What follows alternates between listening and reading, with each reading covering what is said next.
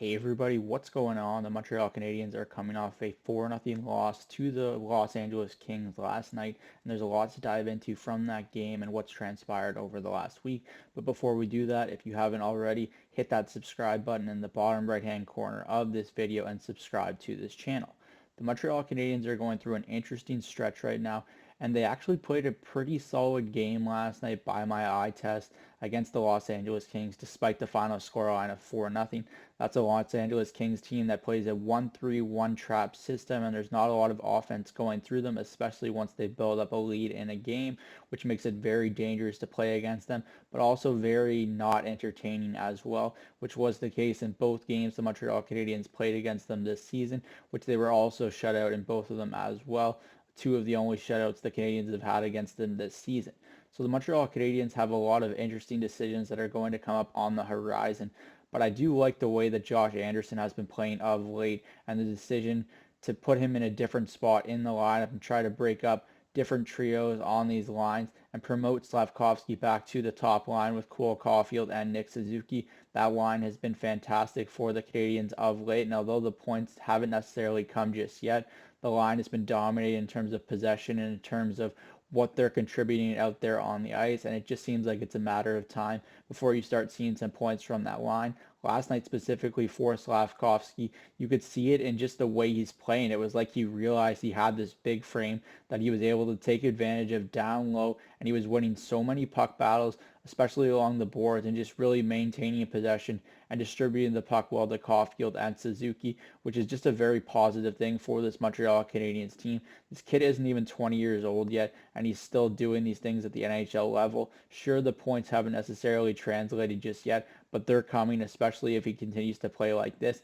It seems like a lot of the time with Slafkovsky right now, Caufield and Suzuki aren't necessarily expecting what he's going to do with the puck, and that's going to come with time, especially realizing that he's making these high-end skill plays, which wasn't necessarily something we thought that he was going to bring to the table this soon, and he's already at that level. So I think it's encouraging, especially when you factor in what we saw at the beginning of the year and what we're seeing right now.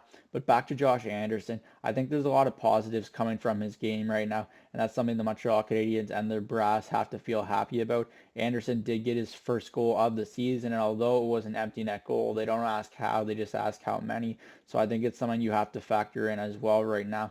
Anderson is still someone that's going to be useful to this team.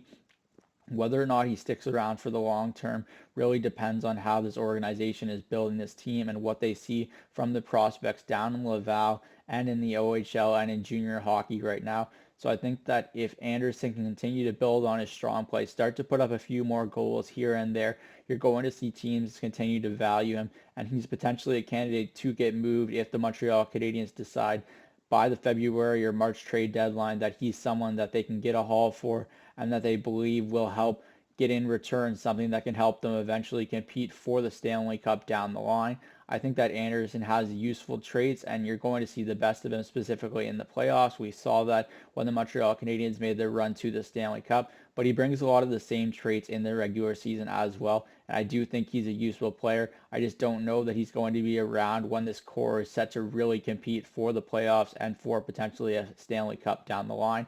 So I think that if the Montreal Canadiens are wise, they're going to continue to build the value of Anderson. He just doesn't seem to fit in with what the Montreal Canadiens are trying to do offensively, and he hasn't really found his niche yet in terms of what line he really fits on. We know he's more of an individual player, and he hasn't really found that chemistry with his line mates just yet. So I think that's a cause for concern in terms of his overall point totals, but we know what he can do away from the puck, and we know the value he can bring to the table. So it's no question to me that some team is going to willing to pay the dividends to acquire Anderson. It just depends on if the Montreal Canadiens are willing to eventually give him up in a deal. We know Kent Hughes has been hesitant and has a high asking price for Anderson in the past, so I think it'll be very interesting to see what transpires over the next 2 or 3 months in regards to Josh Anderson. That's it for me today from Cook's Corner. As always, let me know in the comment section down below what your thoughts are on the trio of Caufield, Suzuki, and Slafkovsky, and what you think the future of Josh Anderson is with the Montreal Canadiens. I'm Zach Cook. We'll see you later.